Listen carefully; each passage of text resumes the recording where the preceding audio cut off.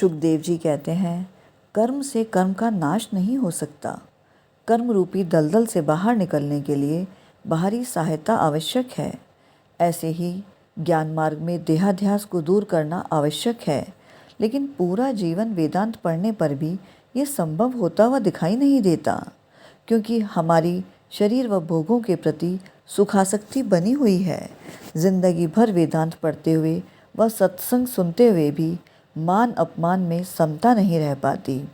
और तो और यदि लौकिक जीवन के अंदर हमारी थोड़ी सी भी ऊंच नीच हो जाए तो हम तुरंत विचलित हो जाते हैं।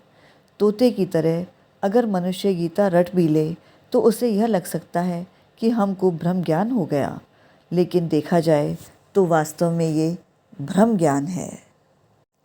इसीलिए ये समझना आवश्यक है कि भ्रम ज्ञान है या फिर हम किसी भ्रम के शिकार हो रहे हैं। ज्ञान हमें परम सत्य की ओर ले जाता है, जीवन और सृष्टि के गूढ़ रहस्यों के बारे में बताता है, मूल तत्व से जोड़ता है और हमें परमात्मा की ओर ले जाता है, आत्मा को मुक्त करता है।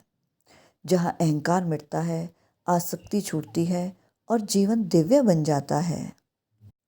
वहीं दूसरी ओर भ्रम ज्ञान हमें माया में बांध देता है और यह मानने पर मजबूर कर देता है कि यह संसार ही सब कुछ है।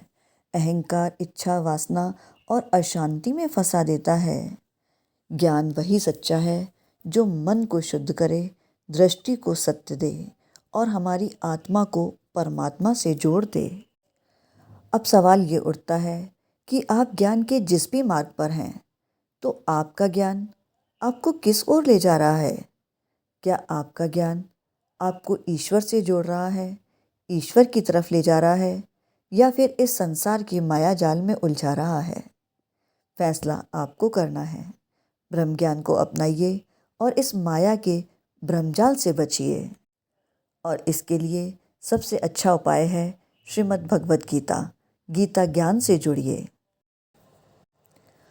अपने ब्रह्मजाल से निकलकर ब्रह्म को पाने की यात्रा पर आगे बढ़ें।